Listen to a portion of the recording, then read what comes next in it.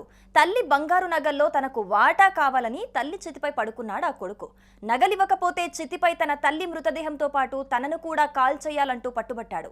అంతేకాదండోయ్, బంగారు నగల్లో వాటా ఇచ్చేందుకు తల్లి అంత్యక్రియలు నిర్వహించేందుకు అంగీకరించబోనని ప్రకటిస్తూ చితిపై పడుకున్నాడు.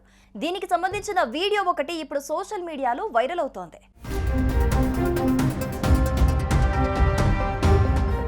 తల్లి నగలలో వాటా కావాలని అంత్యక్రియలు ఆపాడు చిన్న కొడుకు. లేకపోతే తల్లితో పాటు తనను చితిలో కాల్చివేయండి అంటూ చితిపై పడుకొని బీభత్సం సృష్టించాడు చిన్న కొడుకు. జైపూర్ విరాట్ నగర్ ప్రాంతానికి చెందిన 80 ఏళ్ల మహిళ అనారోగ్యంతో మృతి చెందింది. ఇప్పటి వరకు ఆమె బాధ్యతలు చూసుకున్నాడు పెద్ద కొడుకు. అయితే ఆమె శరీరంపై ఉన్న వెండి గాజులు, ఇతర బంగారు ఆభరణాలు పెద్ద కొడుక్కి అప్పగించారు కుటుంబ సభ్యులు.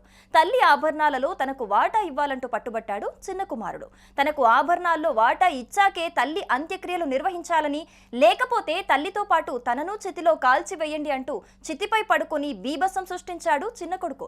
చివరకు ఆభరణాలు అతడికి ఇవ్వటంతో తల్లికి అంత్యక్రియలు నిర్వహించాడు పెద్ద కొడుకు. మరి ఇలాంటి కొడుకులపై మీరేమనుకుంటున్నారో కమెంట్స్ రూపంలో మాకు తెలియజేయండి.